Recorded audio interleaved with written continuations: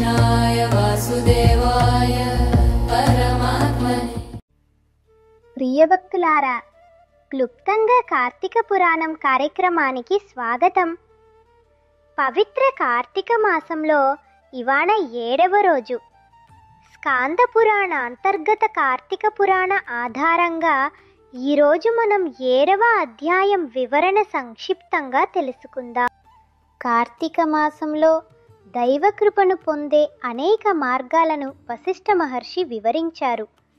దీపారాధన, దైవారాధన, దానం, ప్రాతకాల స్నానం ఇవన్నీ కలిసి అనంతమైన పుణ్యాన్ని పొందుతారని చెప్పారు.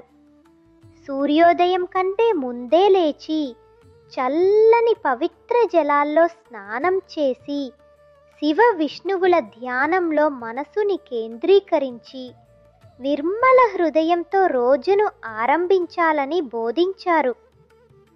శివలింగానికి అభిషేకం, అర్చన చేయడం, విష్ణుమూర్తికి తులసి పుష్పాలు సమర్పించడం, పవిత్ర స్తోత్రాలు, సహస్రనామాలు జపించడం, ప్రతి కార్యంలో వినయము, విశ్వాసమే మార్గదర్శకంగా ఉండాలని మహర్షి బోధించారు.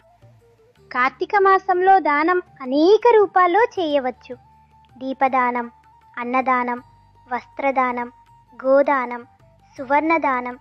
ఏ దానం చేసినా అది విస్తారమైన కర్మౌణాలను తొలగిస్తుంది. దాతలు అతని కుటుంబ సభ్యులను ఉన్నతం చేస్తుంది.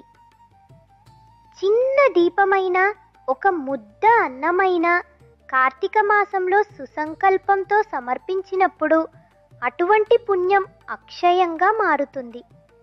ఈ పుణ్యం జన్మాంతరాలకు వ్యాపిస్తుందని వశిష్ఠ మహర్షి వివరించారు.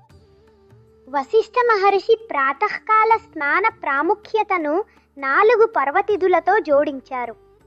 ఆ పర్వదినాలు కార్తీక చతుర్దశి, పౌర్ణమి, ఏకాదశి, అమావాస్య అని చెప్పారు. ఈ తిథుల్లో అన్ని నదులు గంగానదిలా పవిత్రమవుతాయని, ఆ రోజుల్లో ఉదయం చేసిన స్నానం అనేక జన్మల పాపాంధకారాన్ని తొలగిస్తుందని వివరించారు. ప్రియమైన భక్తులారా, కార్తీక మాసంలో జ్ఞానపూర్వక ఆరాధన, హృదయపూర్వక దానం, పవిత్ర స్నానం ఇవన్నీ కలిసినప్పుడు మనసుకు శాంతి, ఆత్మకు సంపూర్ణత లభిస్తాయి. ఈ మాసంలో ప్రతి పర్వదినాన్ని పవిత్రతతో, కరుణతో, దాన స్ఫూర్తితో ఆరంభించండి. 7వ అధ్యాయం సంపూర్ణం. రేపు మరలా 8వ అధ్యాయంతో కలుసుకుందాం. कृष्णाय